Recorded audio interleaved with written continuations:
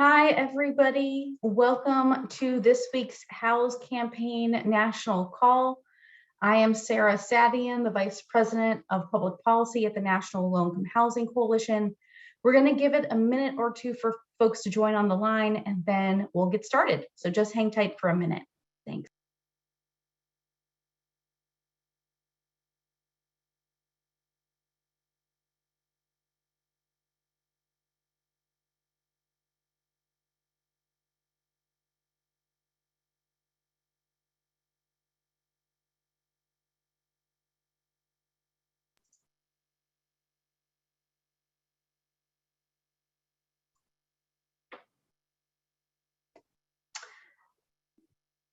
Thank you, everybody, for joining this week's national call. I see a lot of folks are still joining on the line. We'll give them time to get on the line with us.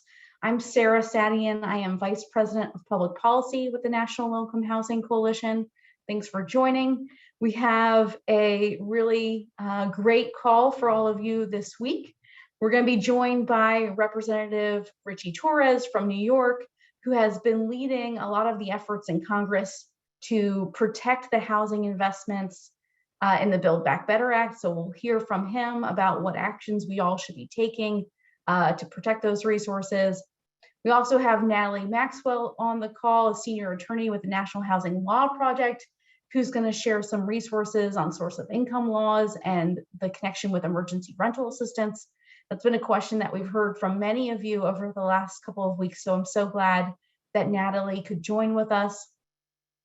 We're also going to get an update from our Erase team about the latest on federal, state, and local actions to distribute emergency rental assistance, how we can advance the House campaign in Capitol Hill. We're going to hear updates from the field and more. Just a reminder to all of you that as you have questions, make sure that you add it to the Q&A box. We will try to get to as many of those questions as possible during the course of this time. And we will try to be as responsive to all of your needs as possible. Bear with me, I am filling in for Diane Yentel this week, and we'll try to step into her big shoes, and we'll get started in just about a minute.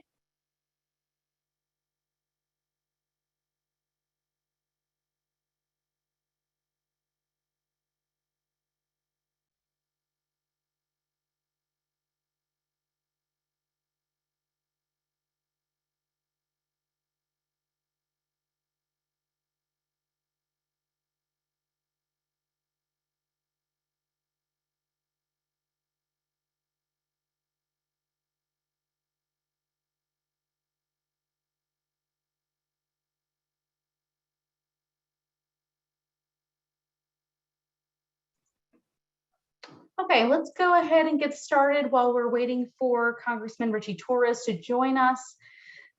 This is a really pivotal week, as I have said over many weeks, on Capitol Hill in terms of advancing the House campaign's top priorities.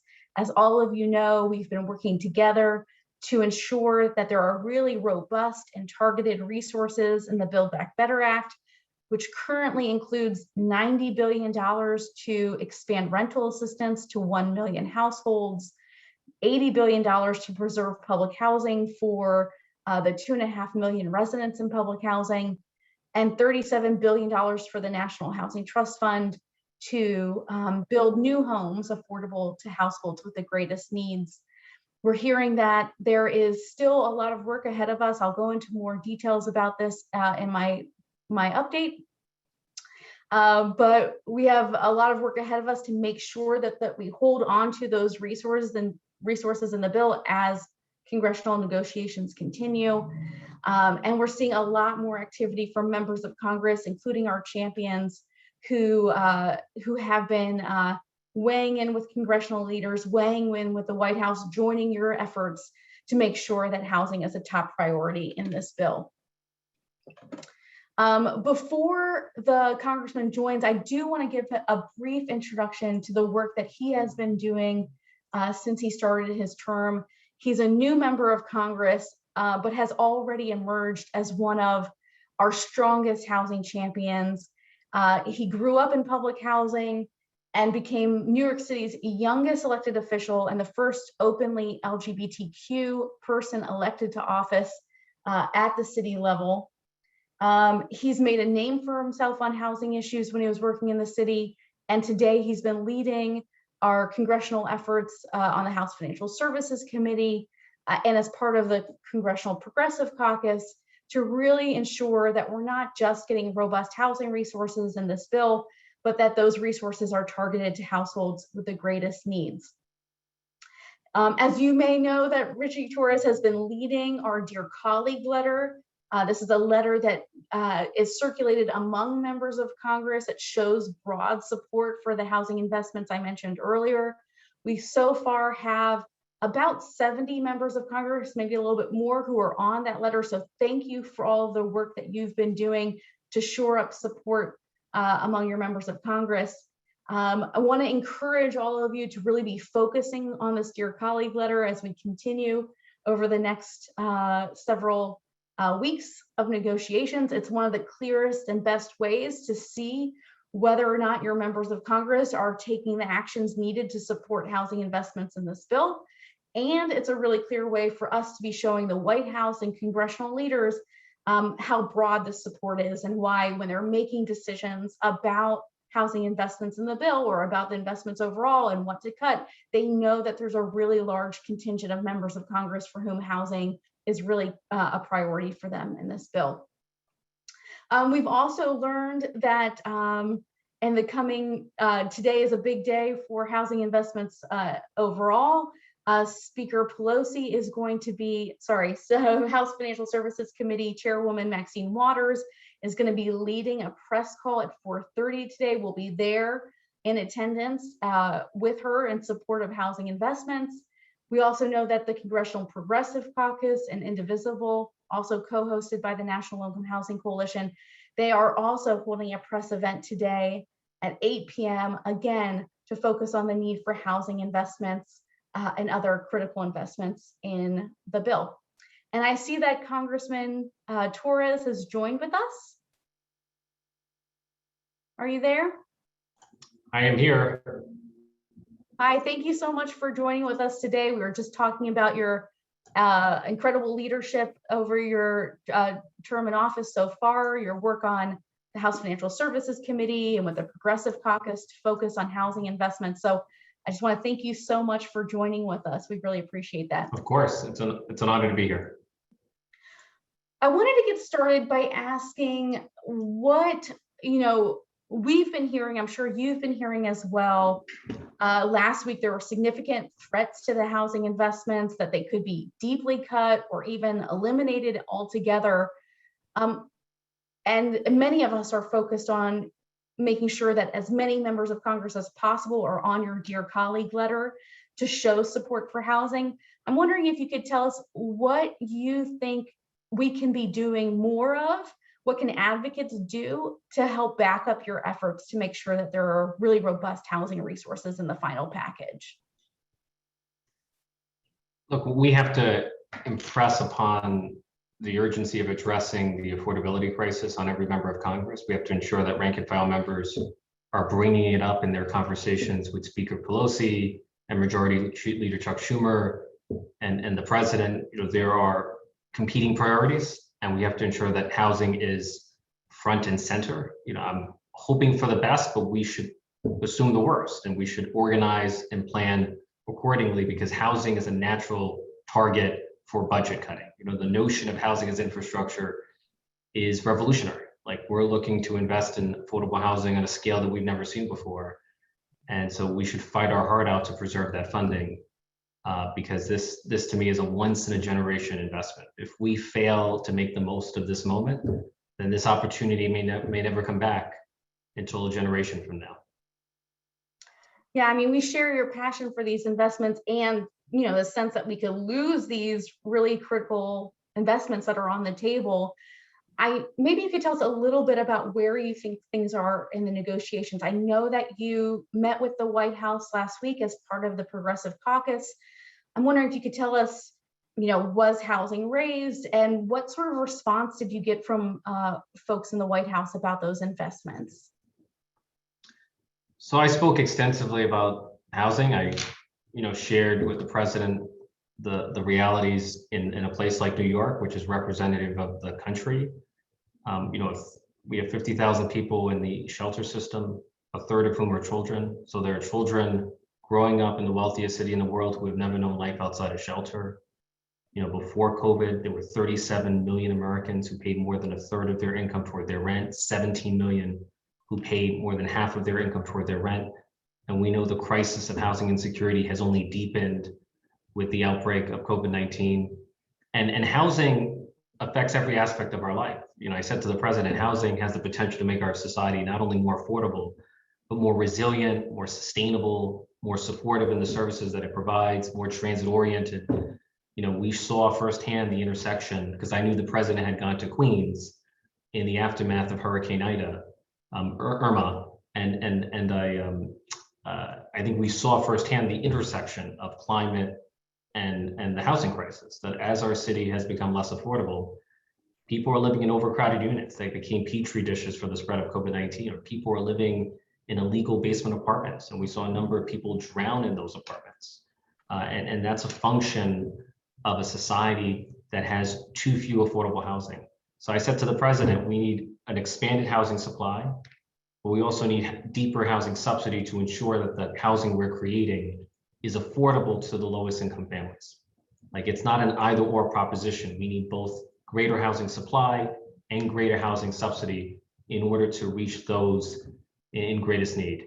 I'm optimistic about public housing because we have a powerful champion in Chuck Schumer. My greatest concern is the Section 8 funding, the Section 8 vouchers. My impression is that is at greatest risk, but I can assure you that not only me, but Chair Waters understands the central importance of Section 8 to creating deeply affordable housing for families in greatest need. That's great. I'm so glad we have a champion like you in Congress who's raising these issues with the very highest powers that there are in this country. I'm wondering, what sort of response did you get back from the White House in those conversations, or what sort of lessons did you take in terms of what advocates should focus on? The White House was mostly listening, and the White House, the president essentially is approaching these negotiations as a realist, and essentially said, there are two realities confronting the Democratic caucus. There's the reality that the first draft of the Build Back Better Act is unacceptable to Joe Manchin and Kyrsten Sinema. But then there's also the reality that progressives will not vote for the bipartisan infrastructure framework without the much larger and much more important Build Back Better Act. And so he was preparing us for the possibility of the dollar amount coming dramatically down, but he was mostly listening. He was not commenting on which priorities he thought were more important and would survive in the final passage. So I feel like we have to prepare for the worst case scenario, and we have to fight our heart out to ensure that housing remains front and center, because in my opinion, not enough members of Congress are raising housing as a priority. Right. That's really good intel for all of us to be knowing that there needs to be more members of Congress who are weighing in with the White House and with congressional leaders. That's something that we've been focused on with our partners, encouraging them. All of the folks on this call have been contacting their members of Congress too, but we need to step up our efforts over the next couple of weeks, because we know that really critical decisions are being made soon. And if we want to keep housing investments, we need to really take these threats very seriously, that they could be cut. And I'm wondering, from your conversations, it sounds like you're framing these housing investments around how foundational they are to other aspects of the Build Back Better Act. But I'm wondering, what do you think is the most persuasive argument that our advocates could be making with their members of Congress about why these investments are so important? It varies depending on the member, but President Biden has made racial equity the centerpiece of his presidency. And in my view, you cannot address systemic racism without addressing the affordability crisis. We all know that in the post-war era, communities of color were systematically excluded from programs providing homeownership. And we know that we have zoning codes and tax codes that discriminate against rental housing. So for far too long, the government has been part of the problem And we have a historic opportunity to be part of the solution. I've said repeatedly that we have an opportunity to govern as boldly in the 21st century as FDR did in the 20th century, but the fundamental difference between then and now is an emphasis on racial equity. Ours is going to be a new deal that is racially inclusive and that prioritizes housing for those in greatest need. And that's the message that I've driven home to the White House. And that's a message that's going to be persuasive, not only to the Congressional Black Caucus and the Congressional Hispanic Caucus and the Congressional Progressive Caucus, but also to the Democratic Party writ large, which has become much more committed to racial equity. I feel like we're living in a moment of racial enlightenment, and we should harness the power of this moment to create and preserve affordable housing on a scale that we've never seen before. Absolutely, I couldn't agree with you more. Our House campaign is very focused on advocating for both racial equity, but also the anti-racist reforms and resources that are needed to get us to a place where everyone can truly have access to affordable housing. I want to thank you so much for joining with us. I know you're incredibly busy right now. Thank you so much for your leadership on these housing resources. And we will carry forward the message about the need for all of us to be engaging on these issues to make sure that housing is included in a final package. I just want to thank you again so much for joining with us and for all of your work on the Dear Colleague letter and other efforts. We know it's working. We know it's putting a lot of pressure on congressional leaders in the White House. And we just want to thank you so much. Of course, well, you're one of the best partners we can have, and I'm just enormously grateful for the tremendous work that NLIHC does every day. So thank you, everyone. Thank you so much. Well, we heard it straight from Congressman Torres about the work and the challenges that we have ahead of us. We'll circle back to our congressional update at the end of the call, but now I want to move to our next speaker, Natalie Maxwell, who is a senior attorney with the National Housing Law Project, who can share some great resources about the intersection between source of income discrimination and emergency rental assistance. And just a reminder to all of you guys before we get started, please ask your questions in the Q&A box. We'll make sure that we get to as many of them as possible. Hi, Natalie. Thanks for joining us. Thank you, Sarah, for inviting me to participate today. So for anyone who doesn't know, the National Housing Law Project is a legal advocacy center. We're focused on increasing, preserving, and improving affordable housing, expanding and enforcing the rights of low-income tenants and homeowners, and increasing housing opportunities for those groups protected by civil rights statutes, including the Fair Housing Act. So with the distribution of the emergency rental assistance or ERAP funds continuing, there are still large numbers of renters who have not received rental assistance. And this is especially troubling as tenants who are behind on rent are facing increased risk of losing their homes, especially as eviction moratoriums come to an end. So for renters that are in jurisdictions that have source of income laws, advocates may be able to use these laws to keep people housed. So first, I want to make sure that everyone understands what I mean when I say source of income protections. Several states and local jurisdictions have fair housing laws that prohibit housing providers from refusing to rent or otherwise discriminating against renters because of the source of the renter's income. That could be income from an income assistance program, rental assistance payments, or other financial assistance from a federal, state, or local program. However, there is no source of income protection in the Federal Fair Housing Act. So these protections are seen either at the state or local level. And generally, the source of income protections fall into three categories. So the first is those programs that explicitly cover emergency rental assistance. So I provided an example on the slide here. The second type of source of income protections are those programs that don't explicitly provide for emergency rental assistance, but the language is broad enough where it would arguably include the current ERAP programs. And then the third category are the source of income protections that only apply to Section 8 housing voucher participants. So some of this is due to the fact of when these laws were passed. But this is important because in a moment, I'm going to share some resources that talk about different advocacy strategies that you can apply depending on what type of jurisdiction you're in. So if you're not sure whether or not you have source of income protections in your jurisdiction, I'm going to share a resource in a moment to address that. But if you are in one of the two first jurisdictions here, either you're in a source of income jurisdiction where it explicitly applies to rental assistance or is broadly written so that it would apply to the ERAP programs, you should be using those laws or trying to use those laws to keep people housed.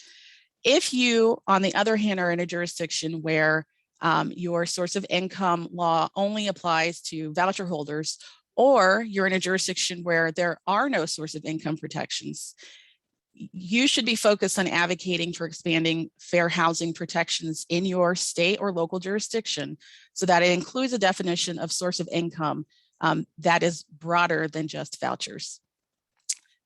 Next slide, please. So, as I mentioned, if you don't know whether or not you have source of income protections in your jurisdiction, PRAC, which is one of our partners, has a list that's available online. That's a compendium that refers to state and local source of income protections, as well as those federal laws that protect voucher holders. In addition, there is a resource that's out there that was recently released last month from the Urban Institute that's available online. It's a blog post that focuses on the role that federal, state, and local governments could take to strengthen protections for renters by extending source of income protection laws to apply to emergency rental assistance. So if you're engaged in advocacy with your elected leaders, you may want to share this resource with them.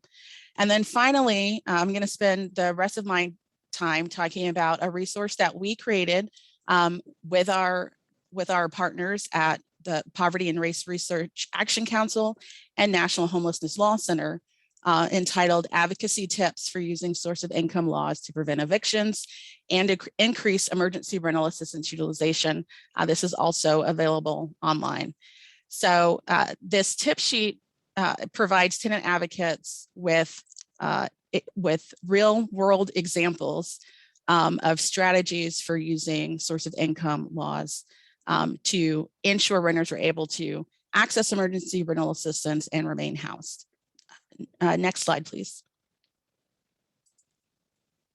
So I don't have enough time because there are other, we're going to hear from other presenters to go through all of the advocacy tips. So I would encourage people to go to the website and view the full full tip sheet. Essentially, the tip sheet summarizes strategies that advocates have been engaged in over the last 18 months to prevent evictions for non-payment of rent, especially where tenants have applied for ERAP and are still waiting on funds to be distributed. So we also provide links to sample resources that people can use in their own advocacy with their local agencies or jurisdictions. So the first two strategies that I want to highlight are pretty non-adversarial strategies that could be used and that apply broadly in most jurisdictions that are going to have a source of income protection. So the first example that I have here on the slide is to advocate for fair housing enforcement. Whether it's the state agency or your local agency, to issue some sort of guidance that a landlord's failure to participate in an ERAP program violates the local source of income law. Part of the reason for this is that this is one of the main complaints that we are hearing from advocates and from tenants is landlords who just refuse to participate.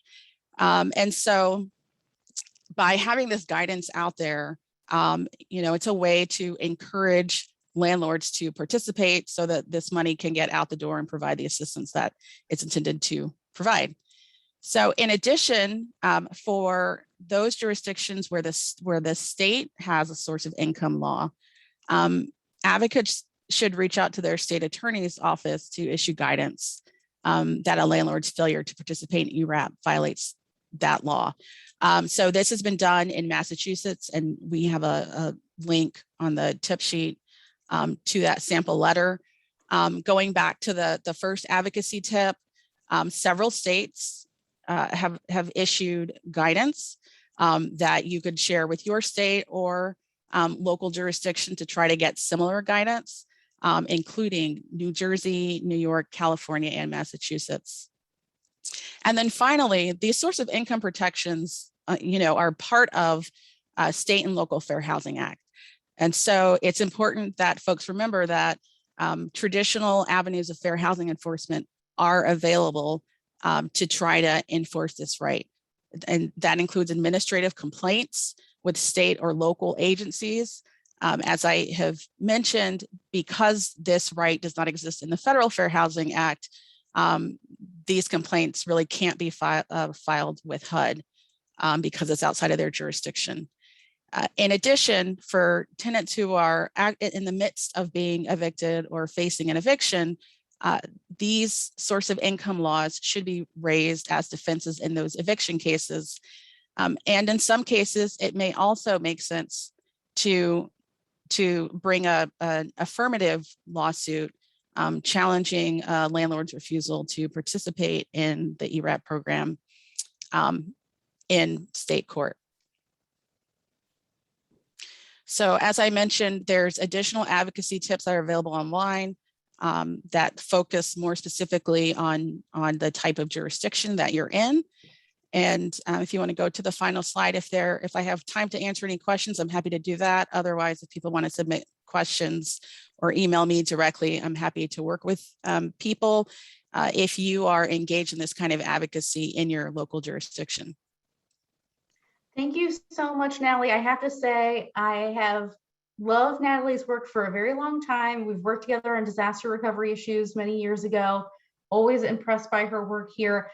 It's such a timely issue too, because one of the things that we have heard about so much is landlords refusing to participate in the emergency rental assistance program.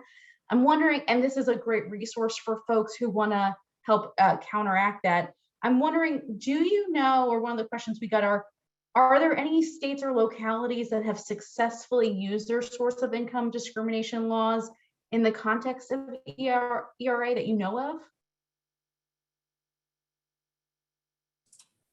of? I'm not sure I 100% understand the question, Sarah. Is it states that have actually are enforcing the source of income protection? Yeah, are there states where there is a source of income discrimination and they've actively been using that law to either prohibit landlords from just refusing to participate in ERA or to help move landlords along so that they are voluntarily participating? So yes, several states have issued guidance that specifically says that if a landlord refuses to participate, that is a violation of their state source of income protection. So I mentioned New Jersey issued guidance that states that their emergency rental assistance program is covered by the state source of income law. In addition, Massachusetts issued similar guidance saying that it was covered by the state's law and that a refusal to accept emergency rental assistance or adhere to the program requirements may violate the state's law.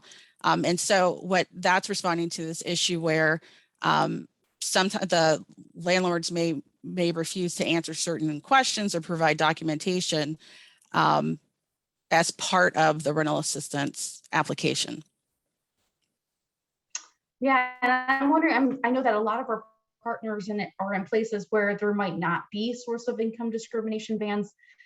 I'm wondering, from your partners in the field, are you seeing more of an appetite at the local level to enact those laws because of the high rate of landlords refusing to participate? Is that motivating some jurisdictions to take another look at source of income?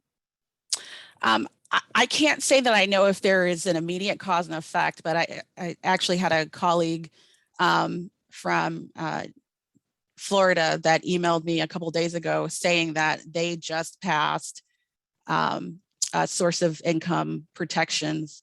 And so if you go to that Urban Institute link that I provided, there's a map of different jurisdictions that have those laws currently in place. I also know an advocate in Connecticut reached out last week saying that they had issued similar guidance at the state level for source of income protection, or we're working on that. Wonderful. And then I have the last question, and encouraging folks to add their questions to the Q&A box too, so we can get as many of them to Natalie as possible. But if you're a renter who's applied for ERA and your landlord doesn't want to participate or isn't responding with the materials that they need to make sure that that ERA money goes through, what do you recommend to them in terms of the very first couple of steps that they can take?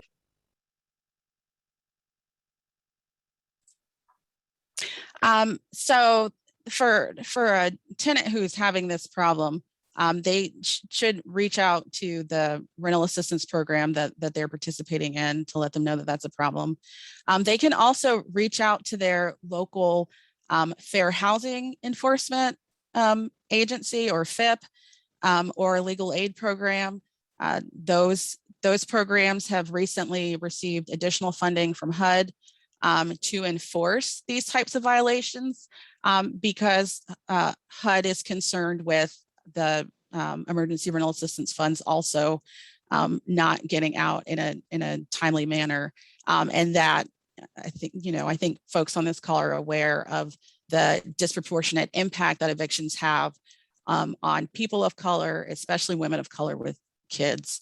And so I would encourage people to file complaints. There are fair housing agencies that are located in every jurisdiction in the country. And so if you are looking for your local fair housing agency, if you go to the National Fair Housing Alliance, their website contains a list and you can search for the local agency where you live at. Thanks so much. I'm seeing in the chat box, some folks are saying that they've heard anecdotally that Rhode Island also issued a guidance saying that source of income applies to emergency rental assistance. Phil Tegler on the call reinforces what you had said, which is that HUD is now permitting those FIP agencies to take action around source of income enforcement. I don't see other questions in the chat box just yet, but if they do come up, we'd love to encourage you to answer them directly. And I want to thank you for your time today. This is such a timely and important issue. We know that part of the delay in getting emergency rental assistance out to renters is this reluctance from landlords to participate. And this might be a really important tool that our partners on the ground can be using to try to overcome some of those issues. So I want to thank you for that. Great. We're now going to go to our field updates. First, we're going to hear from Reem Sobe, who is senior attorney with Advocates for Basic Legal Equality. Reem? Hey, Natalie. Hey, thanks for joining us. Thank you. Hey, everyone. So super energized to be with you all. I am an attorney with ABLE in the Toledo office. And I'm going to talk to you about some of the work that ABLE has done around tenants' rights and specifically right to counsel. Our conversations around right to counsel legislation in Toledo started back in 2020. Everyone was having conversations about protecting tenants, and we knew that was the time to use the momentum to push tenants' rights forward. Internally, however, the concept of right to counsel was already on our minds. Our neighboring city of Cleveland worked on right to counsel for some time and finally launched their right to counsel program in July of 2020. So when COVID started, we started having more conversations about what we can do and what our role is as legal aid attorneys. And one of the first things we did to expand our impact is that we opened up all of our intake procedures for eviction cases. So if we received an eviction case, we were going to consider accepting that case, even if it had maybe a low chance of success, or we couldn't think of a claim to defend that eviction under. That's how we were going to keep our eyes to the ground and ensure that we were hearing from tenants. A lot of our work at my firm has really been revolving around community lawyering, building relationships and conversations. So that became even more important during the COVID-19 pandemic. And one of the first and most important ideas that we came up with based on what we are hearing are right to counsel, pay to stay, and as was mentioned earlier during this call, is source of income discrimination. Another two that we're still working toward are helping form more tenant unions and eliminating credit score discrimination in housing. But when we first started talking about those things, we really thought they were impossible. We weren't necessarily worried about writing the legislation. We were worried about preemption arguments from our city law department, which we did have a lot of. And we were concerned that some city council members would not be supportive. But I'm very glad to report that within the past 12 months, we managed to pass right to counsel legislation, pay to stay legislation, source of income anti-discrimination legislation in Toledo. And we worked with our court to implement a new court rule that would allow eviction record sealing. Some of the things that made this possible are the broad collaborations that we were having with various tenants' rights groups, with various advocacy groups, with activists on the ground, and with elected officials. So there was a lot of synergy happening. In fact, even before the pandemic had started, we partnered with the university, which is another important player, on analyzing relationships between evictions and various variables such as mental health and legal representation of tenants. And right when the pandemic was starting, one of our city council members started a tenant protection initiatives group that brought together legislators and advocacy groups and community members and activists to discuss community needs around housing. And so we were part of that group. And these conversations were going on. We were being asked what can be done, what changes can be made in the law, and we were sharing information about right to counsel. We talked to our housing court judge. We got him to support the legislation. We talked with our housing authority, and we got them to support the legislation for right to counsel. We talked with several attorneys who were practicing in our housing court. We got them to support the legislation. We had testimony and support from our our activist groups, our Black rights activist groups. We had support from the Fair Housing Center. And so really, I guess the message that I'm sending is to expand our reach. This legislation that we had here was worked on by ABLE and received support from our legal aid office, which has an office in the court actually. So we have something kind of unique. It's called a class project, and we have an office in the court that represents people facing evictions. We just passed this ordinance last month, our right to counsel ordinance. We passed our pay to stay ordinance and our anti-source of income discrimination ordinance last year also. And the eviction record sealing rule was also passed last year. So we're super excited. We're not done. We have an ordinance that would prohibit credit score discrimination and discrimination based on eviction records that we are currently trying to push forward. That's it for my update. Happy to answer any questions, and good luck to all of you making this happen everywhere else around the country. Thank you so much, Rima. It's incredible how much you've been able to get done. That's a lot of really great progress at the local level. I'm wondering, how did you decide on which particular issues to focus on, especially since you had such a broad coalition that you were working with? You know, we were listening to national conversations, you know, really thanks to Milk and thanks to the NHLP, thanks to John Pollock. We were keeping our ears to the ground with, we have a group that supports disability rights in Ohio and in Toledo. So the conversation, as I said, was not just ours. We also have a law school clinic that was researching issues. And we are very lucky that we have a housing rights champion on City Council. You know, I'll mention him, Nick Comives. He has been wonderful in taking what we give him and pushing it forward legislatively.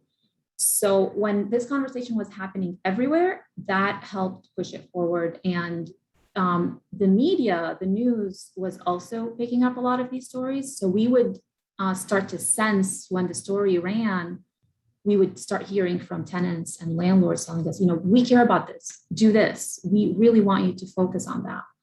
So that would always give us good feedback on what is picking up interest in the city. And then we would kind of like focus on that and use that momentum to push it forward.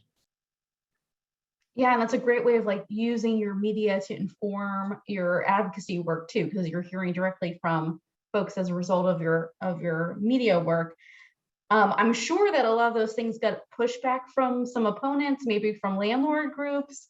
I'm wondering if you could tell us a little bit about that and what strategies you use to overcome those challenges. So, you know, in the city of Toledo, at least, our housing authority is the largest evictor, and that's well known. There was a large news story about that during the pandemic. You know, at the same time, they are part of the tenant advocacy group, the tenant rights group that I mentioned. And we have a somewhat positive relationship with their council. So whenever we were working on legislation, one of our focuses was getting their support and having them speak to city council to say, we support this legislation. And mostly, I mean, the strongest agreement we had with them was on right to counsel. They were supportive. They agreed that they would rather have an attorney on the other side than have a unrepresented pro se tenant on the other side. So that was really helpful. And we have like I said, we have established relationships with several city council members. So there was this housing champion council member, but we also made sure that we have relationships with others. We also have a really strong group. It's called United Pastors for Social Empowerment, which empowers the rights of Black people in Toledo and other groups. And they have a lot of power in the city of Toledo. So they have supported legislation that we pushed forward. And in terms of, you know, landlords, I'll say that it was often our strategy and city councils, not city council, other groups' strategy to move this forward, move the tenant advocacy legislation forward on the DL until when we had all our ducks in a row. So we did not go to the media until we had brought in the support of our housing authority, until we had brought in the support of several council members, until we had communicated with other advocacy groups and the Fair Housing Center. Once we had everyone on board, then that information became more public. And sometimes we did receive, you know, I always joke, I woke up one morning, it was like 7 a.m. and I received a call from a landlord who was really mad at me and he said, are you the person who's working on pay to stay legislation? You know, I'm a landlord. And he told me his story of how he's a landlord for many years and that he does care about his clients. And, you know, I let him finish and then I explained what the legislation is. And once he heard it, he said that he was supportive of it and he had no problem with it. And he agreed. So a lot of listening and a lot of engaging with different players in the game is what has made this possible and continues to make it possible, because none of it would have been possible 100%. It would not have been possible if we did not collaborate with players who may seem at the outset like they wouldn't be collaborators on this, such as the housing authority, and landlords. That's super impressive, I have to say. And I'm seeing some messages in the chat box that are applauding you for all of your great work. But I love that strategy of sort of having all of your ducks in a row first before you go public, making sure you have a really strong bench of support. I think that's a great tip for those of us who are working in other states who want to pass these sorts of laws at the local level. I do have a question from somebody who's asking if you could share the model ordinances that you have with us, and then we can share it out broader. I think that's a great resource. I'm also seeing folks saying, amazed at how much you've achieved, your listening and engagement skills, and how you're still seeking to achieve a lot. I couldn't agree more. I think it's super impressive. I think that's all the questions that we have for you right now, but if more questions come up in the Q&A box, I encourage you to stay on to answer it. And thanks for joining with us. Thank you for having me and for all the awesome work you do. Absolutely. So our next field update is from Joanna Carr from the Arizona Housing Coalition.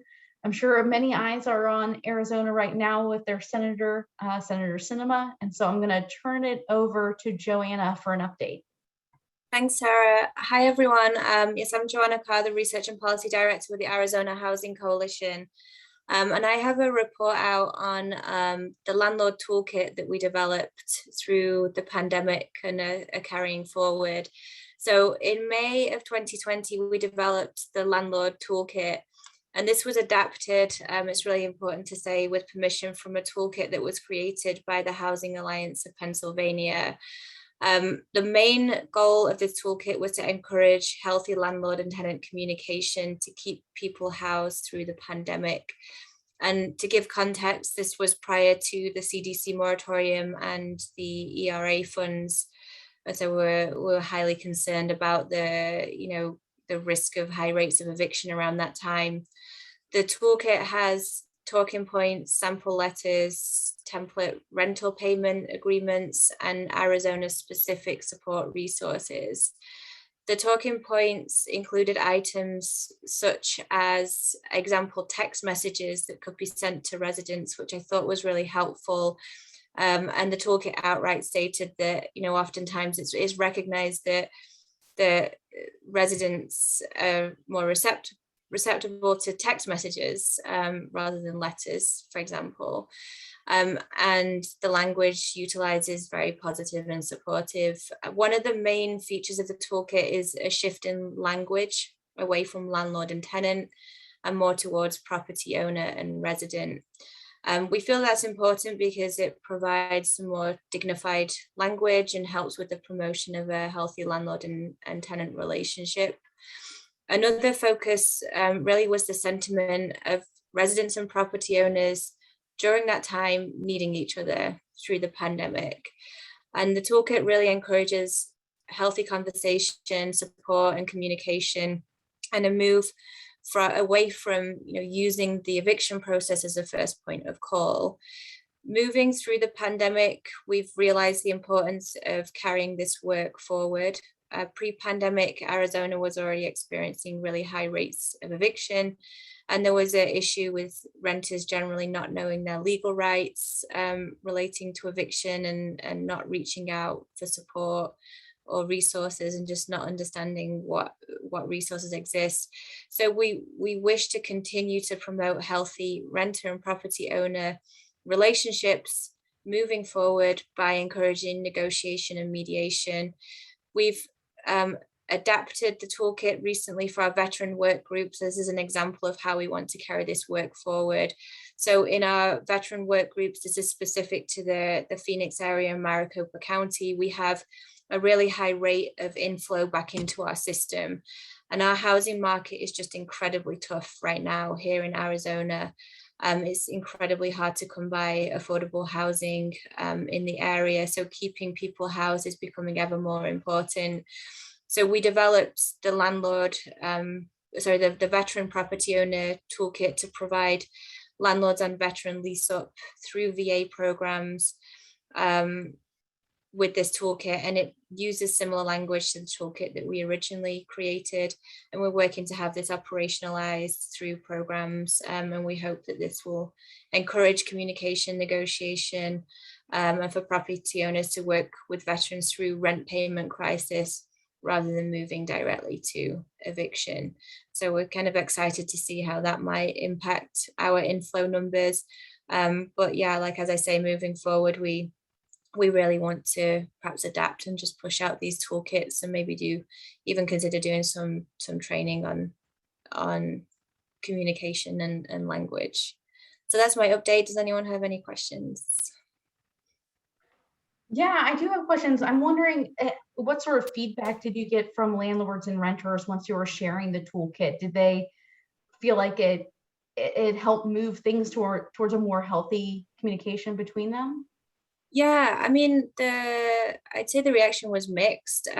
We have a member at the Arizona Housing Coalition who's a large property owner who actually reached out to us to say, you know, this was really early on, to say, what can we do to help our renters, which is really great to hear.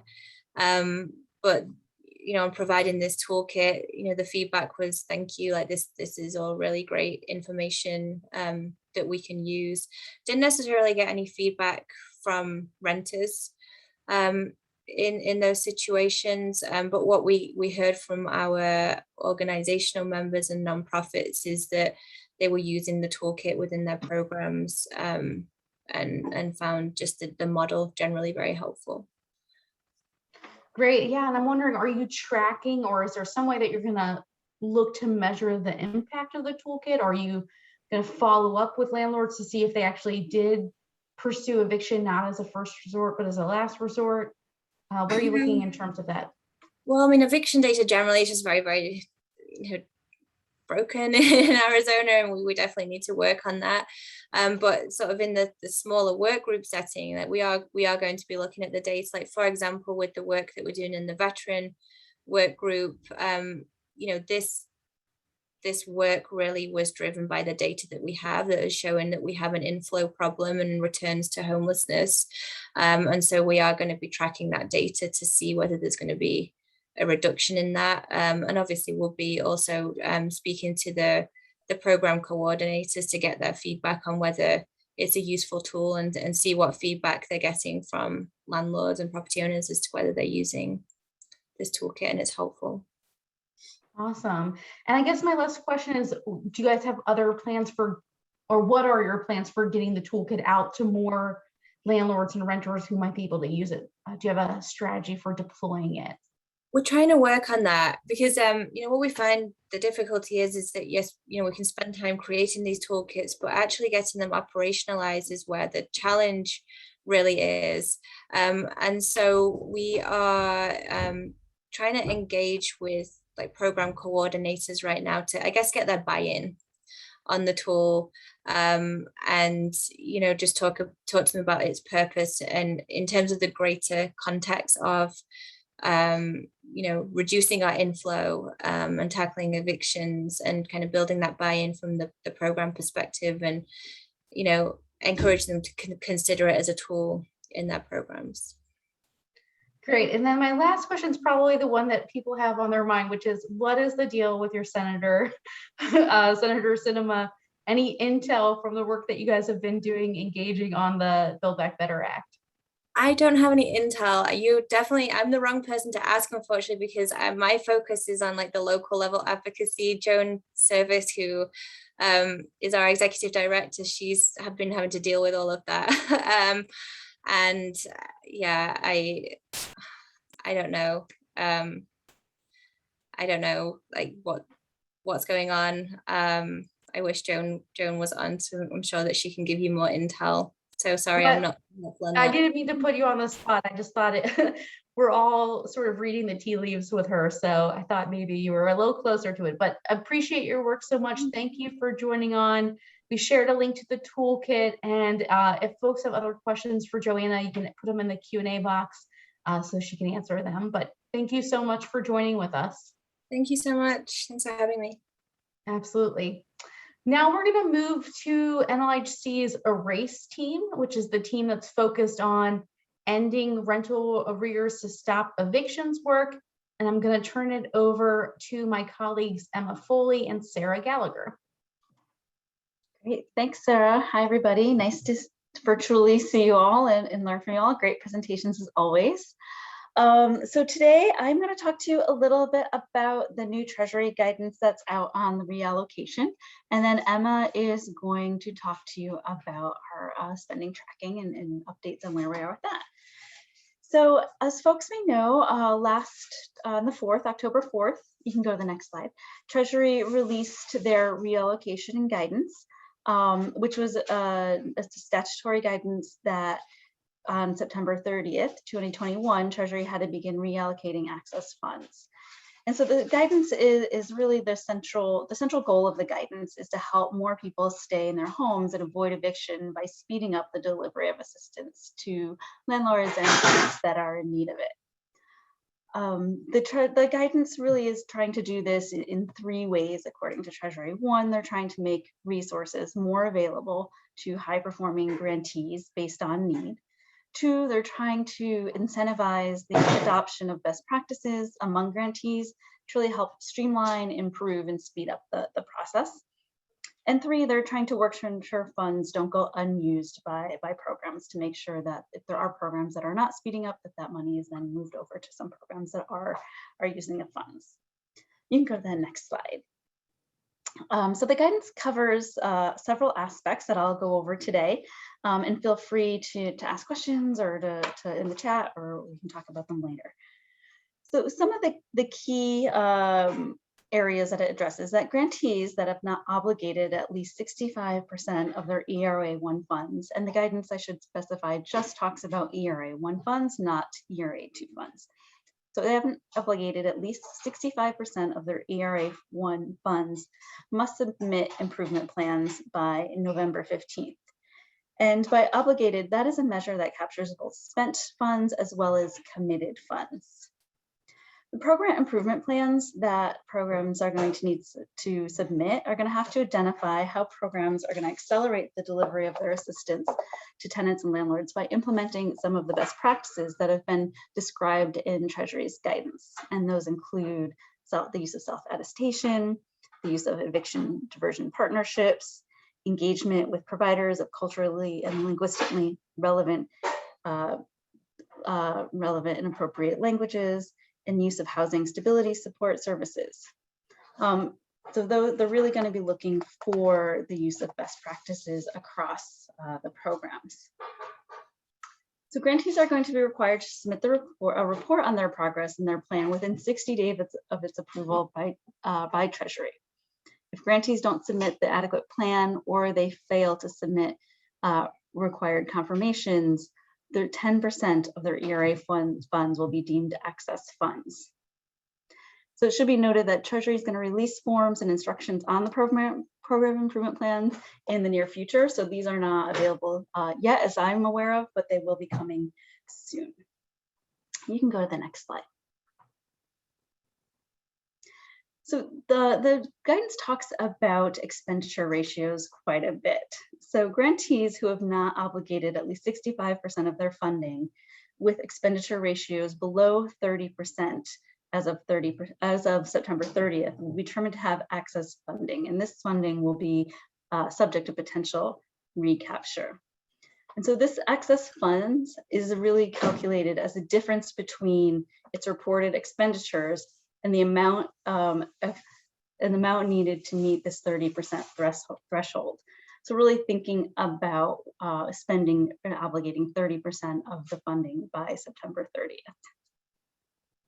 Approximately every 2 months, Treasury is going to assess each grantee's expenditure ratio, and it's going to increase the expenditure threshold by 5 percentage points every month. So right now it's at 30. But as of November, it'll move up to 35, or October will move up to 35, and November it'll be 40. So every month it's going to move up 5 percentage points.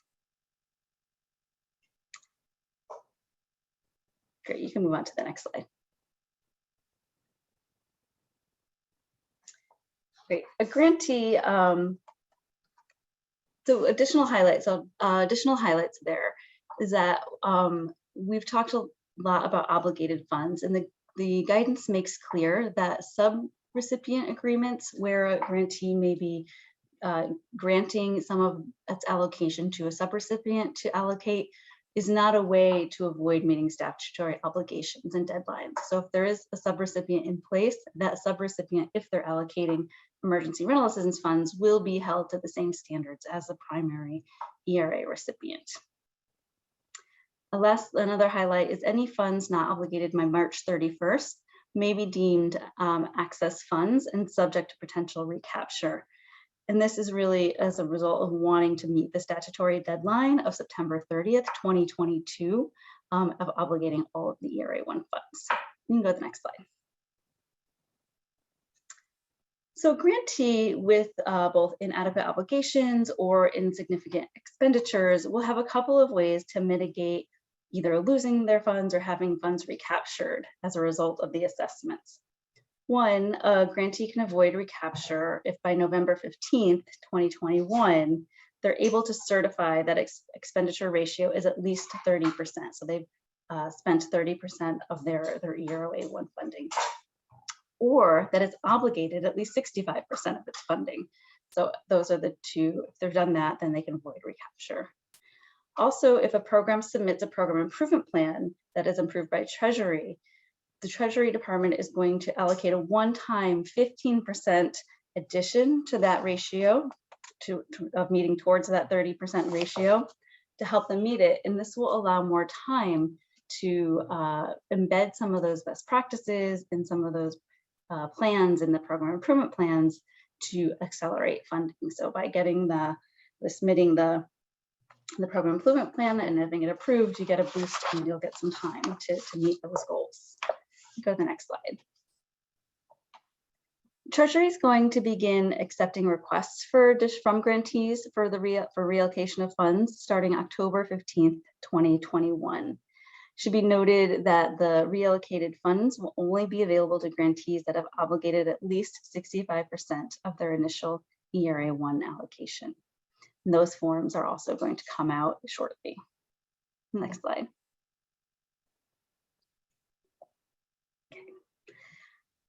Treasury expects to distribute recaptured funds about every 2 months based on availability and the confirmation of need. They're going to be soon collecting those requests from grantees, and they're going to prioritize, when possible, grantees in the same state where the funds were initially allocated. And this is really in an attempt to hold renters harmless and to really meet the needs of people within states and jurisdictions. Okay, we can go to the next slide. Then the other concept in there is the idea of voluntary relocations. So beginning in September 30th, grantees could request a transfer of some or all of their allocations if they feel like they have too much, or if they're not going to utilize them, or they feel like they can't utilize them, to other grantees within their state that has obligated or spent at least 65% of its own allocation. Treasury will again use need and make sure that the jurisdiction in which this funding goes, they've spent at least 65% of their own allocation and that they have the capacity to spend the additional resources.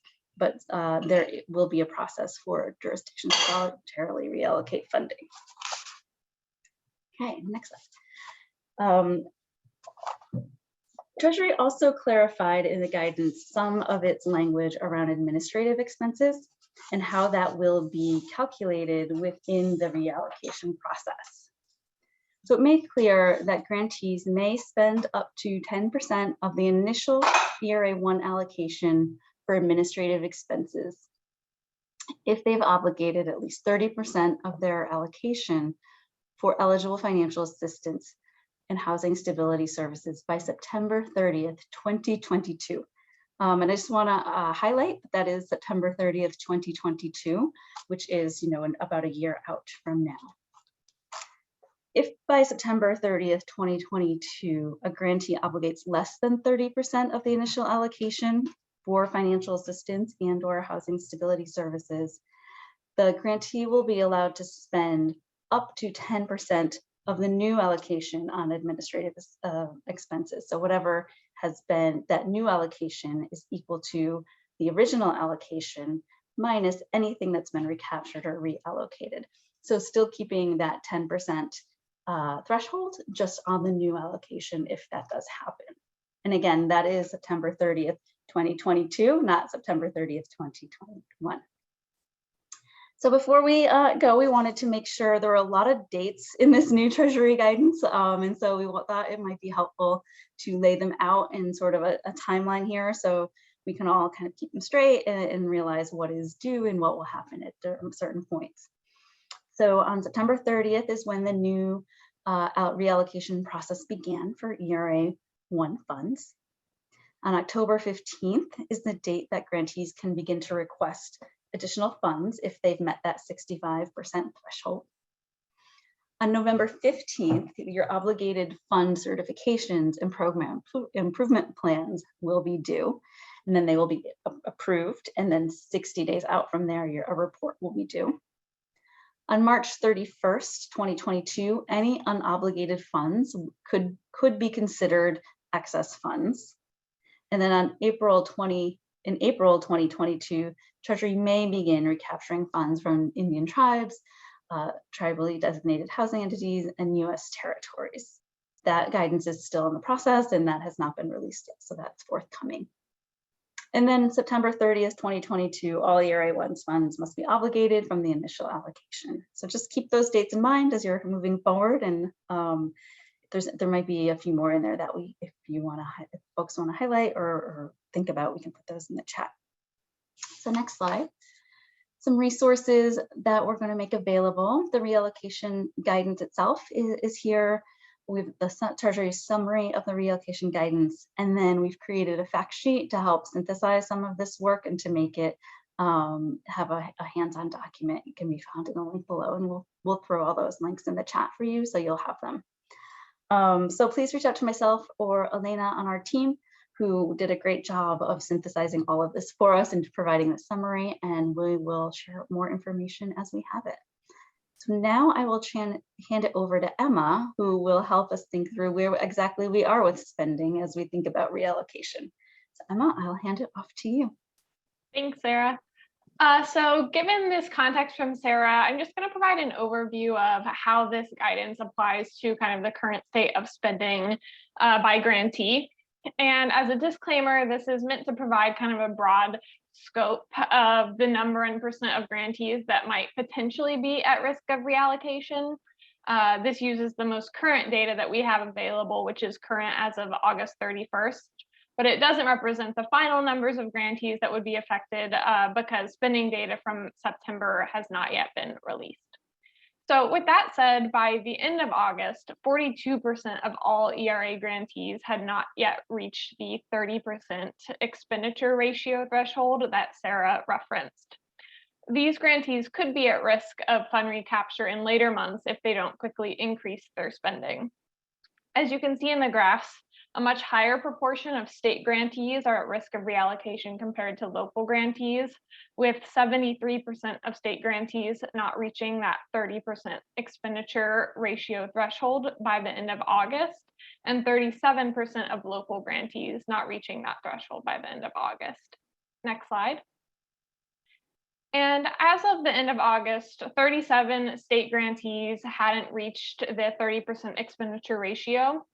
Though spending data, again, for the month of September hasn't been finalized or released yet, many programs were not on track to reach that 30% threshold by the end of September, given their current pace. For example, if all state grantees that were under that threshold spent the same amount in September as they did in August, only 3 of the 37 states would exceed the 30% threshold by the September 30th deadline.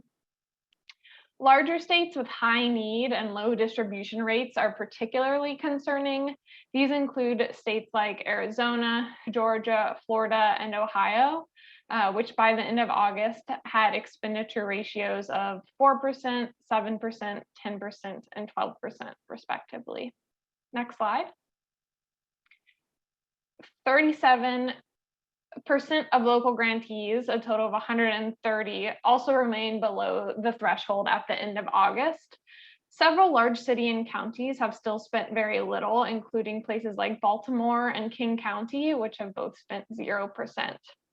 There might be reasons for this low spending. For example, localities might be spending state funds before their local allocations, or they might have other resources devoted to rental assistance.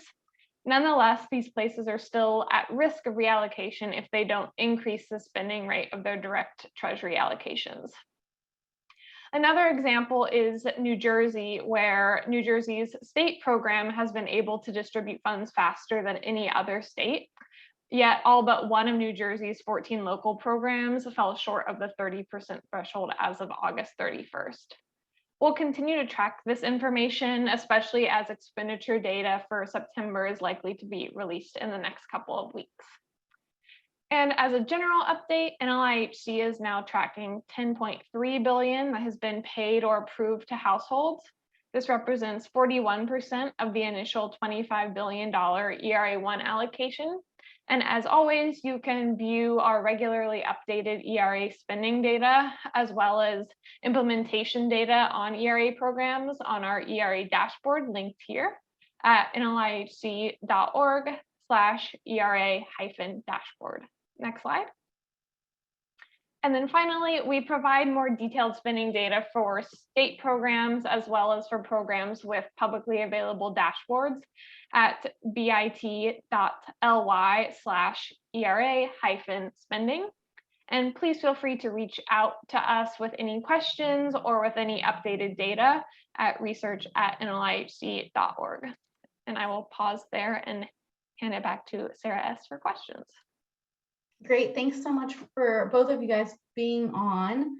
I'm seeing a lot of questions from folks who want a copy of this PowerPoint, and you will get it. We will send it out in our email to everybody. And there's also a link to a summary of it that Brooke shared in the chat box. I did have a question for Sarah. One, how do these recommendations line up with the priorities that NLHC had been advocating for, and what more is needed to make sure that we're holding renters harmless for poor performing states? That's a great question, Sarah. I think the guidance tries really hard to hold renters harmless, and there's a couple of things in there around, taking out the 10% admin right off the top and allowing that to go to administrative fundings and keeping that whole for the duration as long as folks get to that 30% threshold. I think, really the performance improvement plans are going to go a long way to ensure or helping programs think about the best practices they need to be embedding into their programs, like self-attestation, like direct attendant assistance, really assessing and breaking down some of those barriers so that they can improve their programs. And, I'll just say, if folks are interested in using the erase checklists for that, I think that's a really good way to look at your programs and some of the best practices that we're seeing working and ensuring that the programs are utilizing those. And if they're not, it'll allow you to look at what exactly you need to have a great program. So I think the program improvement plans will go a long way to embedding best practice. And then thirdly, I really think there is an attempt to hold renters harmless by reallocating funds within states and from one jurisdiction to another within a state. But I think we need to keep an eye on that, honestly. I think we need to make sure that if funds are moved or reallocated from a state to a local jurisdiction or from one jurisdiction in a state to another jurisdiction in a state, that we're really ensuring that tenants don't lose out to resources they may have been eligible for because money moved out of a jurisdiction that they're living in.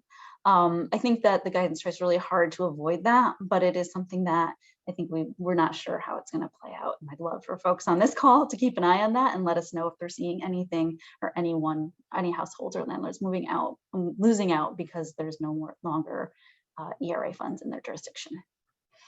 Yeah, and I see a question. I'm going to combine a couple questions into one, but I do see a comment saying here that that they feel like this recapture process is unfair to small states that might not have a lot of renters in the area. And I'm wondering if you could talk about sort of the balance of trying to serve renters, but also get money to where it's needed.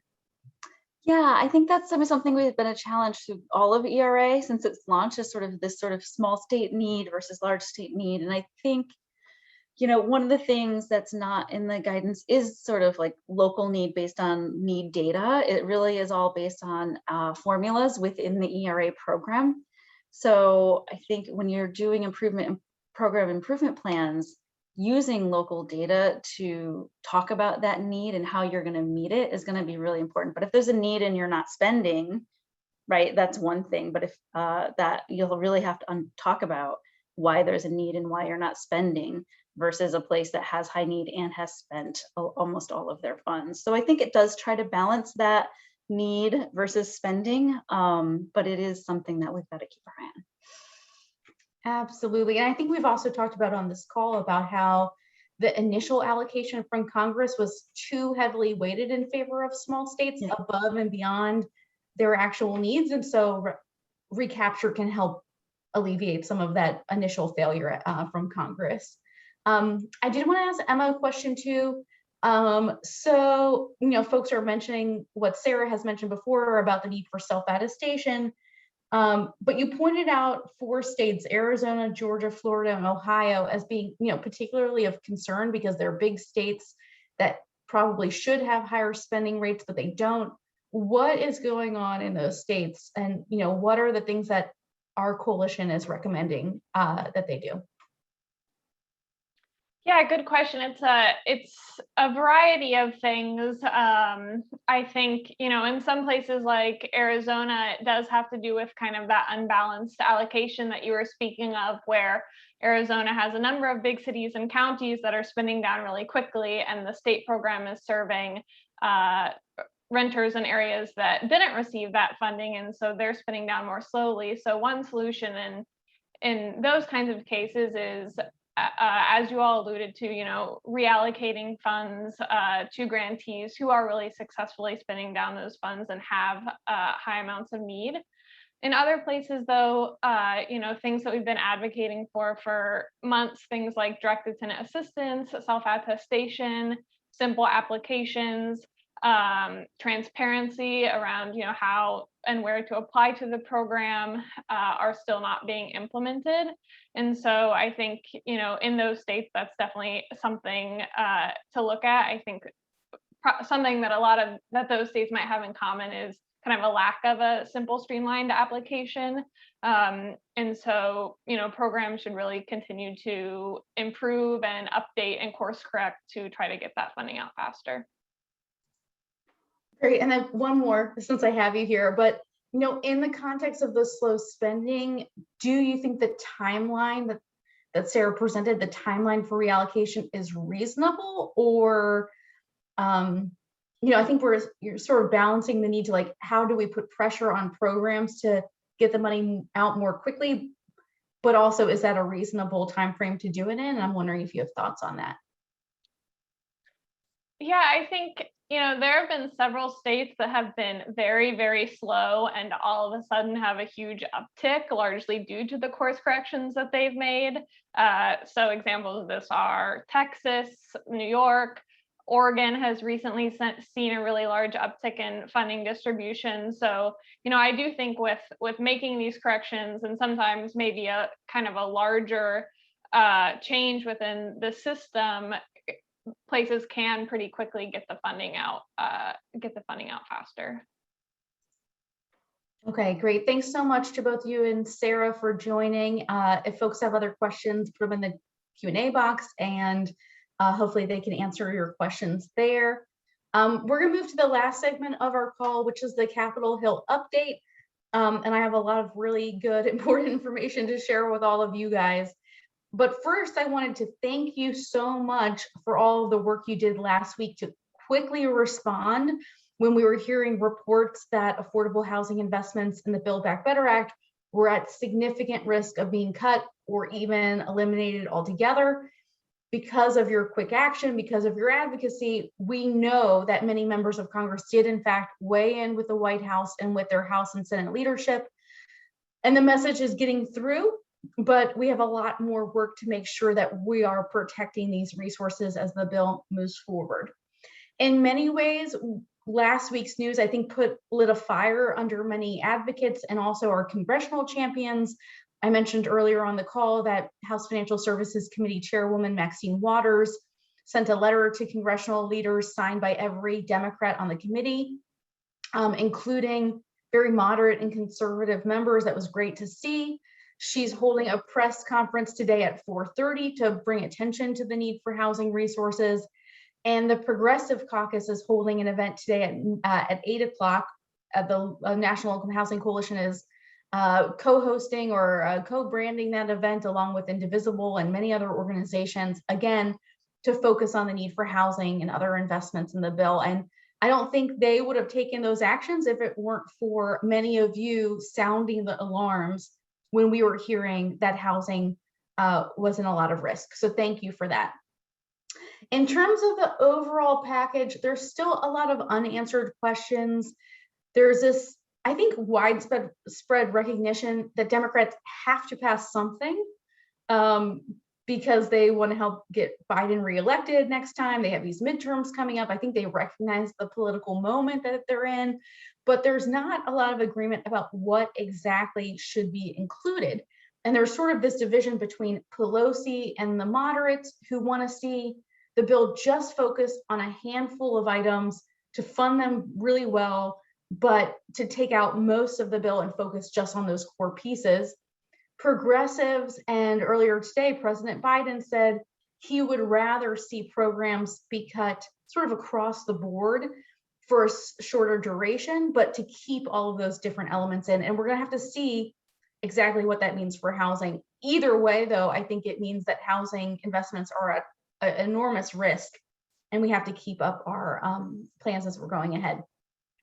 The other thing that we don't have certainty on is there's still not an agreement between Senator Sinema and Manchin and the White House about that top line number. That's why I was trying to put Joanna on the spot to see what sort of intel she was getting from her senators.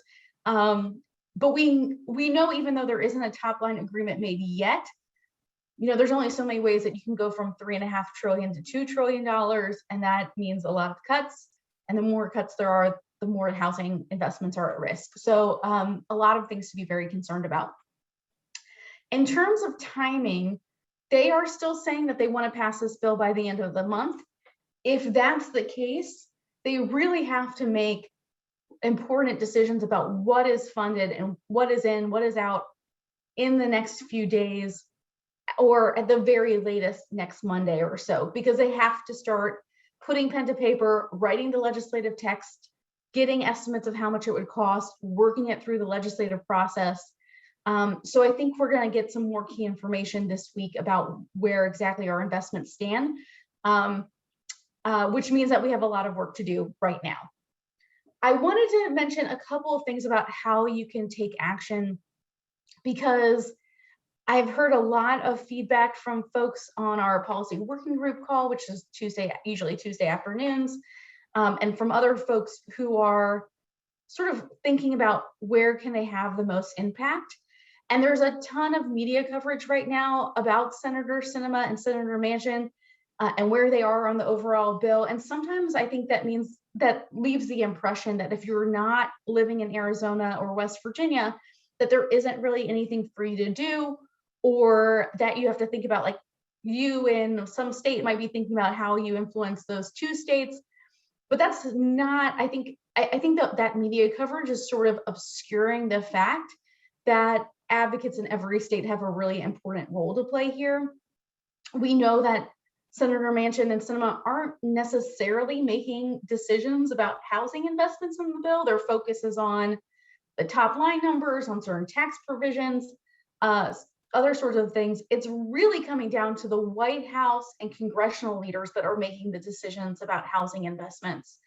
And what's going to influence them is hearing from members of Congress across the country about the need for housing investments. And I think that's why Congressman Torres said earlier that they really need to be hearing from other members of Congress about why housing is important, which is something that all of us can be doing in our states and our congressional districts.